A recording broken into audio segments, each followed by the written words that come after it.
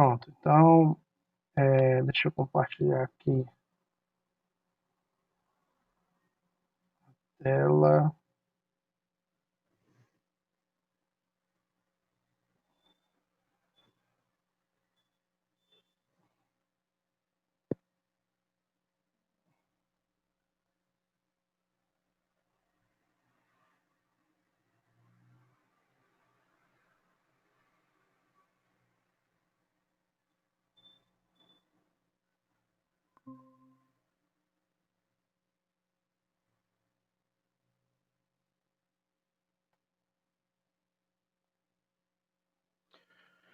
Pronto, na última aula nós falamos sobre é, o histórico das políticas ambientais, né? Desde a década de 1960 até aí a última conferência do Meio Ambiente e Desenvolvimento da ONU, que ocorreu em 2012 aqui no Brasil, que é a chamada Rio+20.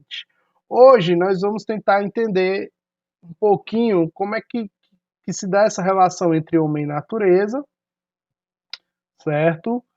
E perceber como é que isso impacta a natureza, né? Essa relação, quais são os impactos, e os impactos ambientais eles podem ser até positivos, mas na maioria das vezes são negativos.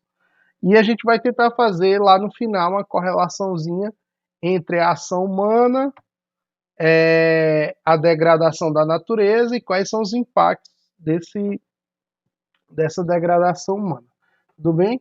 Aí eu coloquei aqui uma imagenzinha, né, para vocês pensarem. Toda vida que a gente pensa em meio ambiente, a gente pensa em biodiversidade, ecossistema ou meio ambiente. Cada um sempre vem essas palavrinhas, né? Na internet, está mostrando, na televisão, né? Proteja a biodiversidade, o ecossistema e o meio ambiente. Esses conceitos não são iguais, pessoal. Biodiversidade quer dizer a diversidade da daquele ambiente, ou seja, a quantidade de espécies que tem naquele ambiente. Por exemplo, se você pegar a floresta amazônica, ela tem alta biodiversidade. São várias espécies diferentes naquele mesmo ambiente. Se eu pego, por exemplo, uma floresta como as araucárias, lá no sul do Brasil, você vai perceber que ela é pouco biodiversa. Tem poucas espécies naquela área. Então, a biodiversidade se refere à quantidade de espécies numa área específica. Quanto mais espécies, mais biodiversa é aquele bioma, certo? O ecossistema, o ecossistema nada mais é do que a junção entre os fatores bióticos e abióticos. O que seriam os fatores bióticos? Os seres vivos. O que seriam os fatores abióticos? O relevo, o clima, os solos e tal, são os fatores abióticos. E o ecossistema é a junção desses dois fatores. Os bióticos e os abióticos vocês estudam também em biologia, tudo bem? É um sistema que integra não só os fatores não vivos, também como os fatores vivos, como seres vivos, ser humano, as espécies animais ou as espécies vegetais. E o meio ambiente, para diferenciar desses dois outros conceitos, nada mais é do que o habitat do ser humano.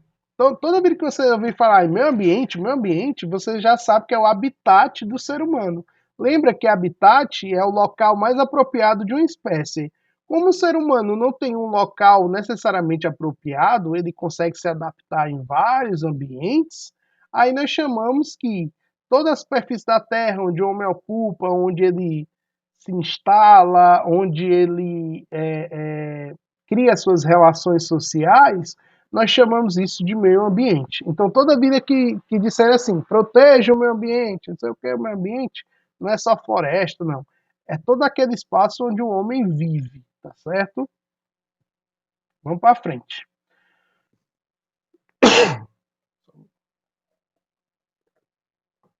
Quando nós falamos em homem, né, não é só o homem, gênero masculino. Quando a gente fala em homem, nós estamos falando na sociedade, certo? E aí vem duas relações, dois efeitos provocados por essa sociedade. Uma, a de perda, destruição ou extinção. Extinção das espécies, perda da biodiversidade, destruição de florestas. E a outra, um sentido de preservar e conservar. Pessoal, anota aí. Preservar e conservar não é a mesma coisa. Vocês sabem me dizer qual é a diferença? Preserve a natureza, conserve a natureza. Qual é a diferença?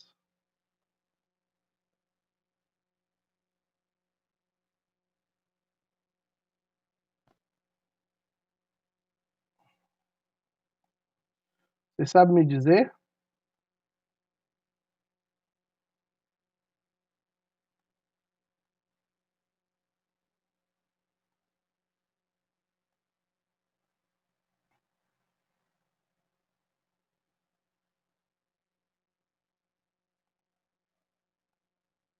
Vamos lá, tentar entender, né? Preservar a natureza.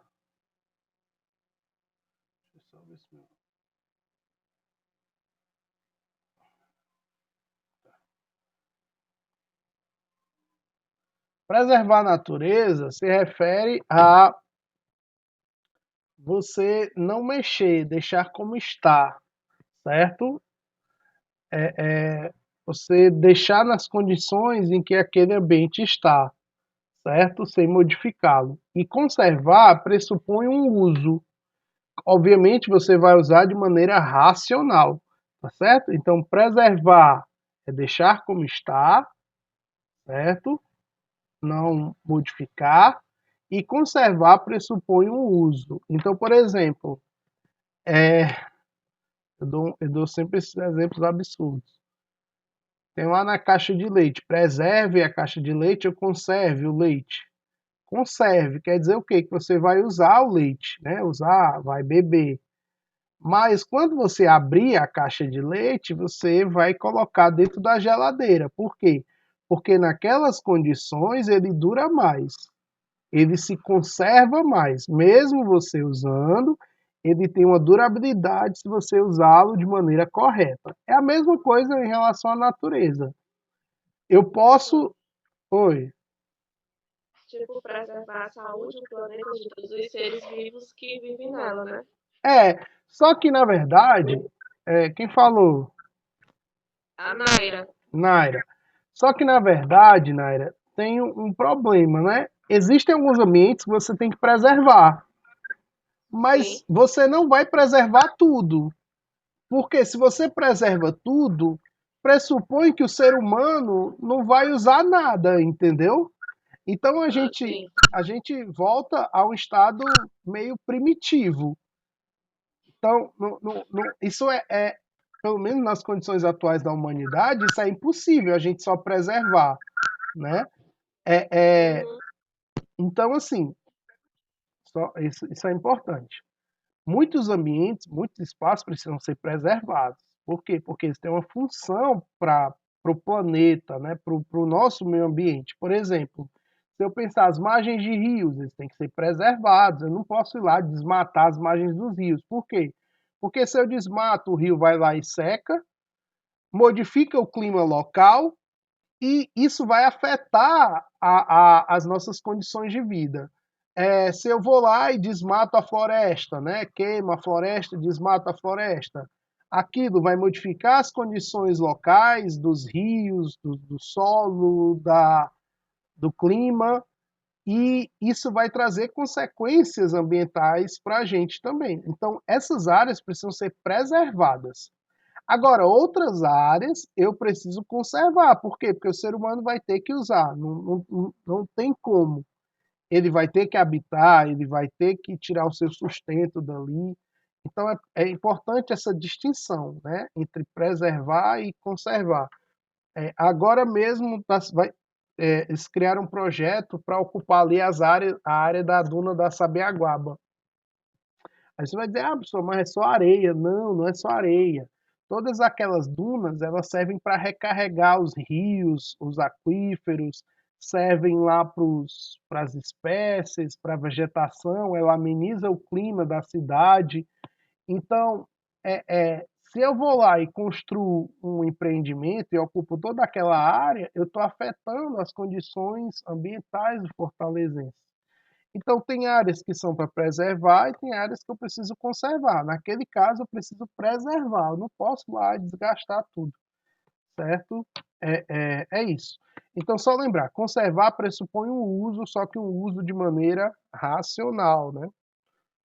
E preservar pressupõe o não uso, tá bom? É só essa diferenciação. Vamos imaginar, para vocês entenderem onde eu quero chegar, né?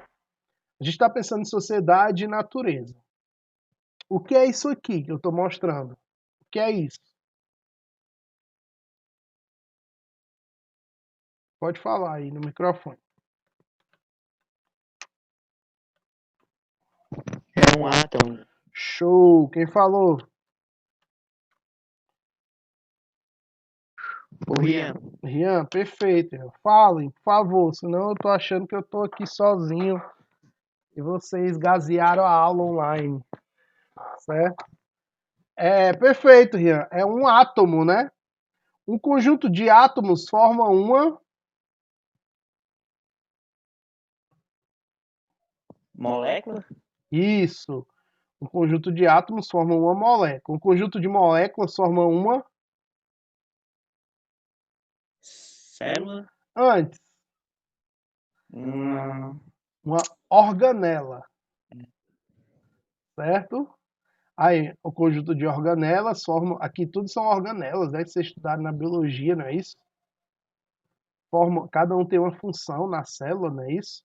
O conjunto de organelas forma uma célula, certo? Um conjunto de células forma um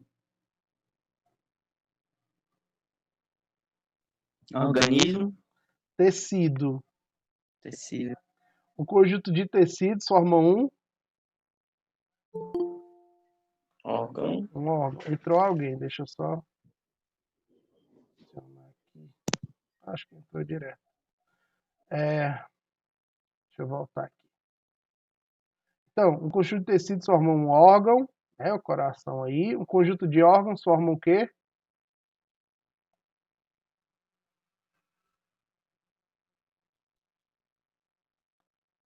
Um conjunto de órgãos forma um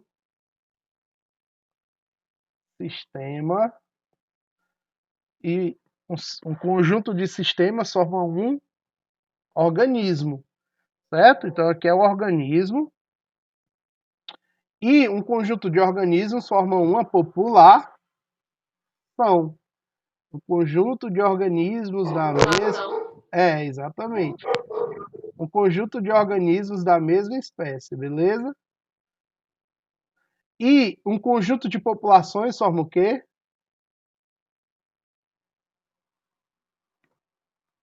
Os bichos? Você pode ser um bioma, um ecossistema, né? Cada bicho desse é um organismo, né? Então, um conjunto de organismos forma um ecossistema, né? Se eu for pensar aqui. Aí, o que eu quero mostrar para vocês? Pensa comigo. Por que eu fiz essa, né? Saindo lá do átomo até chegar aqui no bioma? É que se eu afeto qualquer um desses organismos, né? No final eu estou afetando todos. Dá para perceber? Se eu afeto, se eu degrado essa natureza aqui, eu estou afetando tudo. Do mesmo jeito, se eu afetar lá um átomo, eu estou afetando todo o conjunto. Por quê? Porque nós somos um só. Nós somos um só. Então, não existe uma diferenciação entre a natureza e eu. Eu sou a natureza, certo? A natureza sou eu, né?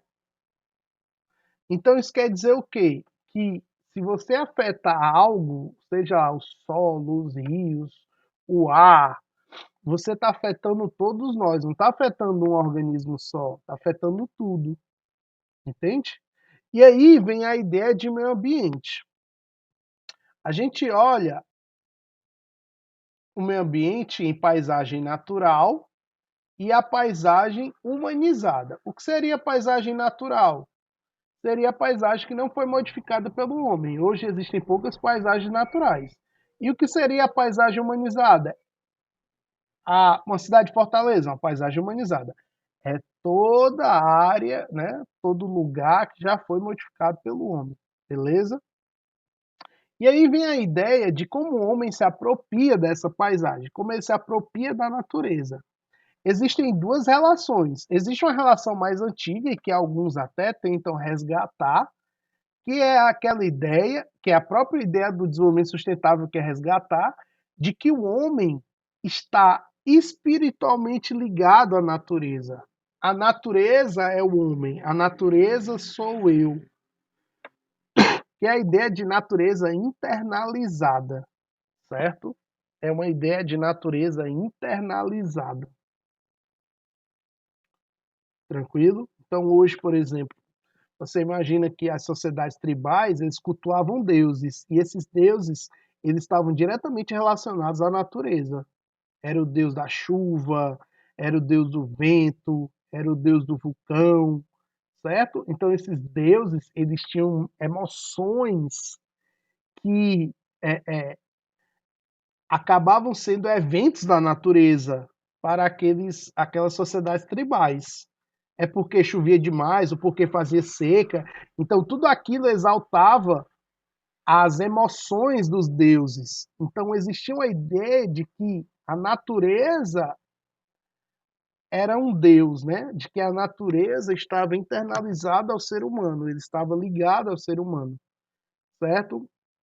No entanto, à medida que a humanidade avançou, principalmente com a Revolução Industrial, criou-se a ideia de que a natureza está separada do ser humano. Ela é vista como um bem material, ela é vista como um recurso natural. E aqui é que está o problema, quando eu olho para a natureza como um recurso natural, certo? O problema está aqui. Por quê? Porque aqui eu vou degradar a natureza da minha maneira, a meu bel prazer, como se isso não me afetasse, sem limites. Então, esse é o problema. E aí, é como eu falei para vocês, a natureza como um recurso, a natureza mercantilizada. O que é a natureza mercantilizada? É a natureza que é vendida. Hoje as pessoas vendem a natureza. Vem aqui para um local verde, porque aqui você vai ter melhor qualidade de vida. Então a natureza é vendida, ela é expropriada, ela é degradada. E essa visão está errada, como se a natureza fosse ilimitada. E lá na década de 60 a gente falava disso, né? A natureza não é ilimitada, a natureza tem um limite. E qual é o limite da natureza? É o limite em que ela não pode mais se recompor, que ela se degrada a tal ponto que ela não se regenera. E aí é que está o problema, porque se ela se degrada a ponto que ela não se regenera, isso vai afetar quem? Nós. Nos afeta diretamente, certo? Por quê? Porque nós não estamos separados da natureza. Então essa visão de que a natureza está lá como para nos servir, a mãe natureza, é uma visão errada. A natureza não está lá para nos servir. Nós precisamos dela, assim como a gente, ela precisa da gente, assim como nós precisamos dela. Então, eu preciso dela, ela vai me servir, mas me servir de maneira racional, de maneira que eu possa conservar, de maneira que ela possa se regenerar no tempo dela, não de maneira que eu possa só lucrar, lucrar, lucrar. Entendeu? Então, essa visão aqui é uma visão errada, é uma visão distorcida, certo? E é essa visão que causa os impactos ambientais, que são os desequilíbrios. Toda vez que eu tenho os impactos ambientais, eu posso ter impactos ambientais positivos, mas na maioria das vezes eles são desequilíbrios, tá certo? Vamos imaginar aqui, ó.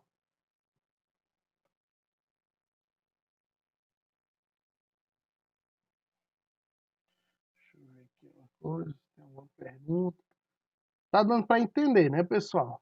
Vamos imaginar aqui, quando você desmata uma área, queima uma área, ou usa muito agrotóxico nessa área, enfim, né? Quais são, ó, isso aqui é ação. Sabe aquela ideia de ação e reação, né? É mais ou menos isso que eu vou fazer com vocês agora. Pensem na ação e pensem na reação, beleza? Qual é a ação humana? Desmatamento, queimadas, uso intensivo do solo, né? Eu não sei se vocês viram agora, mais de 300 mil hectares do Pantanal foi queimado, né? E aquilo ali, tendência é que sejam queimadas criminosas, certo? Você vê que os biomas brasileiros aí, de um ano para cá, né, principalmente por conta desse governo aí, eles estão sendo bastante degradados, né? Por quê? Porque existe a ideia do governo de explorar essas áreas, né? E todo mundo que já explora essas áreas está achando que tem salvo-conduto para degradar esses ambientes, né? Para tocar fogo, para desmatar, enfim. E aí tá existindo uma série de absurdos ambientais, né? De crimes ambientais que estão ocorrendo aí diariamente e que a gente não consegue mais ter controle ou monitorar. Então, essa é a ação humana. Imagina a ação humana, essa. Aí, o que é que nós vamos ter? Erosão do solo, o solo se perde. Por quê? Porque a vegetação segura o solo. Eu posso ter desertificação, que é quando aquele solo não tem mais fertilidade, certo? Ele perde a fertilidade, tranquilo? Aqui é uma vossoroca, né? Esse buracão aqui é uma vossoroca. Nada mais é do que uma erosão do solo. Esse solo foi carregado aqui, então esse solo se perdeu, literalmente. Tudo bem? Essa vossoroca é uma grande cratera na Terra, né?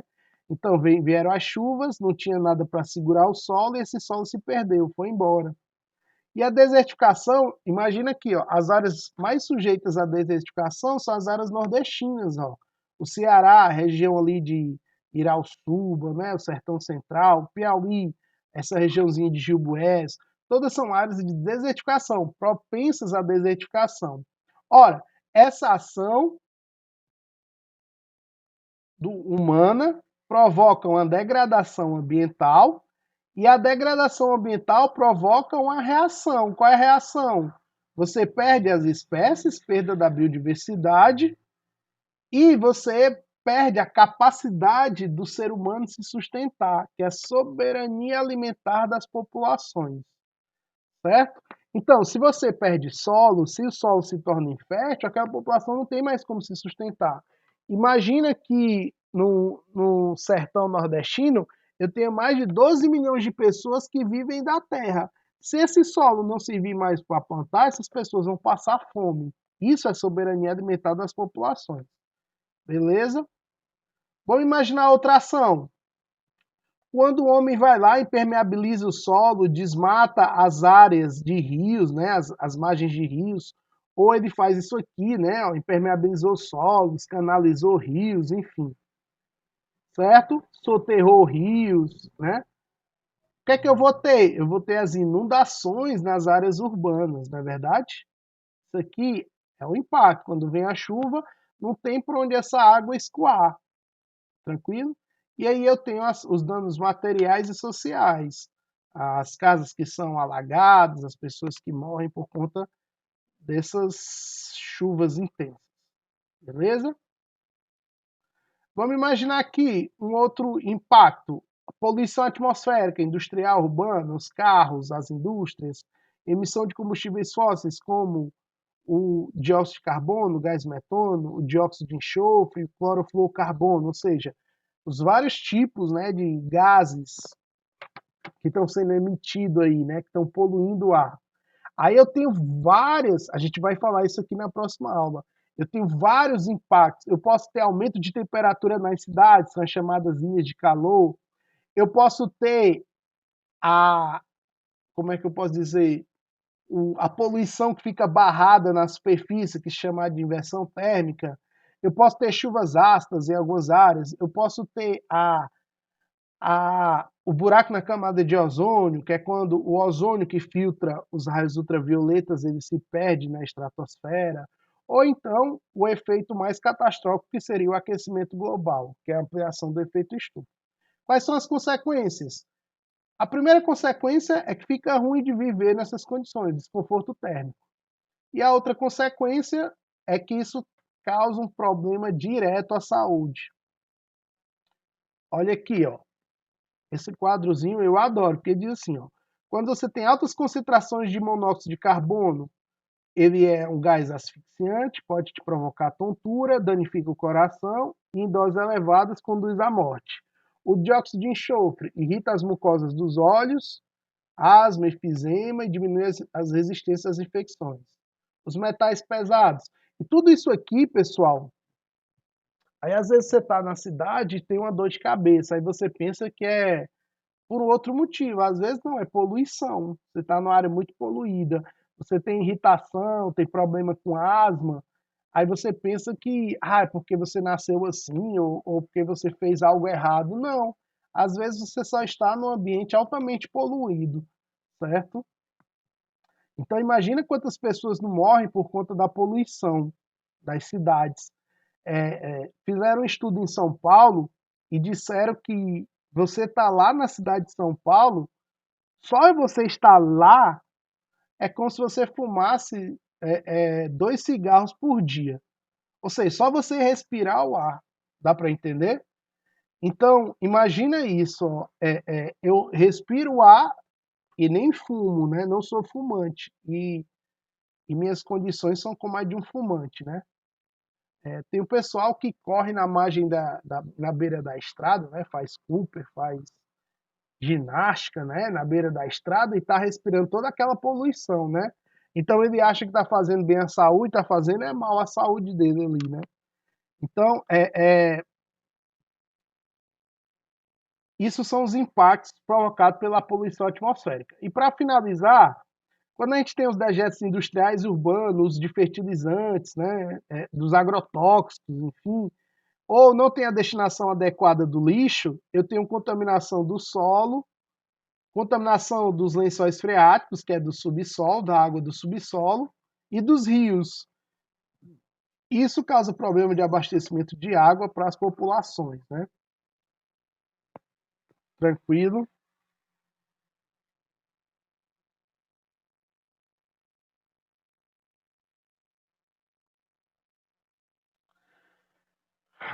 Então é isso, pessoal. Hoje eu dei um panorama geral de como o ser humano, né, de como a natureza está diretamente ligada à humanidade. Né?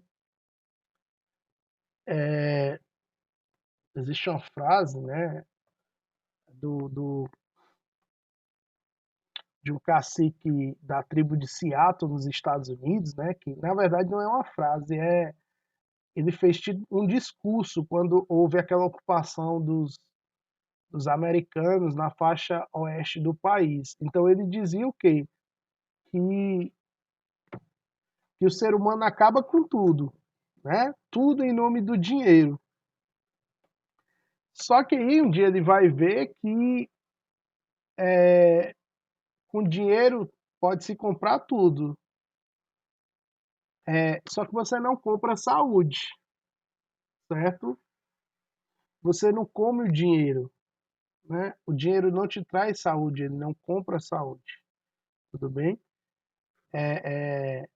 Então, é para vocês entenderem um pouquinho dessa.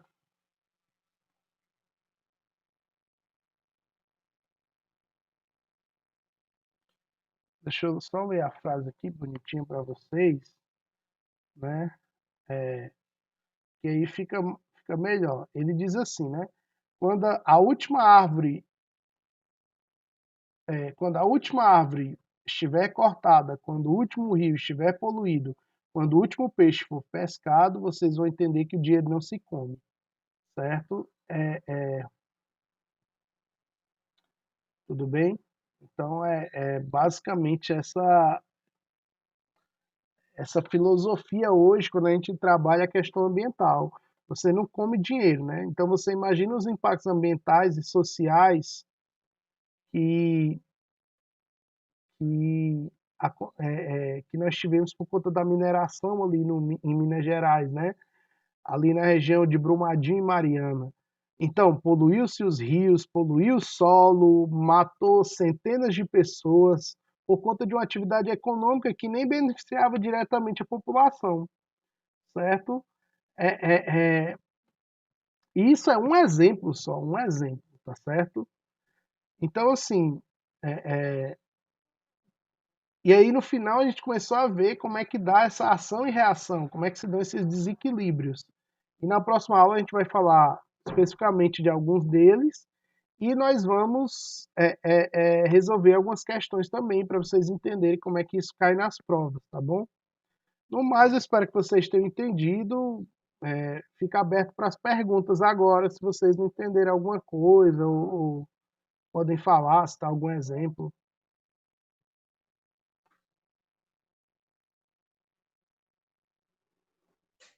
E aí, Francisco, Pode falar.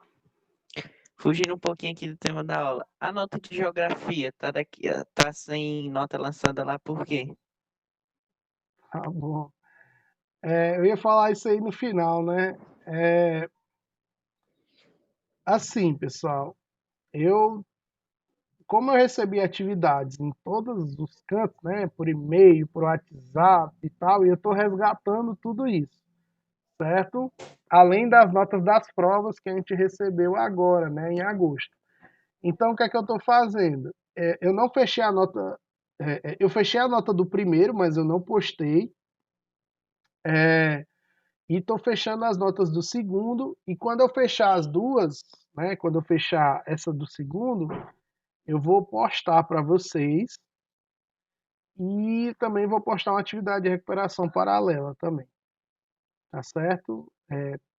Provavelmente eu vou estar terminando essa semana as notas e a atividade de recuperação vocês vão ter até a próxima semana para fazer, quem precisar de nota, claro, né? É isso.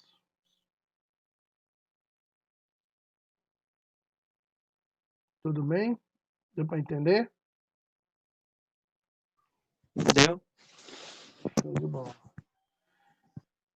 Pronto, pessoal. Se vocês não têm nenhuma dúvida, né, nenhuma pergunta, essa aula vai ficar gravada, depois eu vou disponibilizar também. E também está no livro de vocês, né, no livro de geografia, esse conteúdo. E na próxima semana a gente vai estar resolvendo aí, eu vou passar umas atividades. Eu não passei atividade semana passada, vocês perceberam, né, porque a gente nem tinha começado o conteúdo direito. Mas na próxima semana já tem atividade do terceiro bimestre aí para vocês, tá certo? E no mais é isso. Fiquem bem, tentem estudar. Eu sei que nós temos uma participação muito baixa nessa aula, é um pouco desanimador, mas tentem chamar os amigos de vocês, os colegas, né, para participarem das aulas, porque o Enem não parou, né? E a galera já se tocou que não adianta ficar sofrendo pelo leite derramado, né? Tem que estudar, meter as caras, porque o Enem vai ser em janeiro.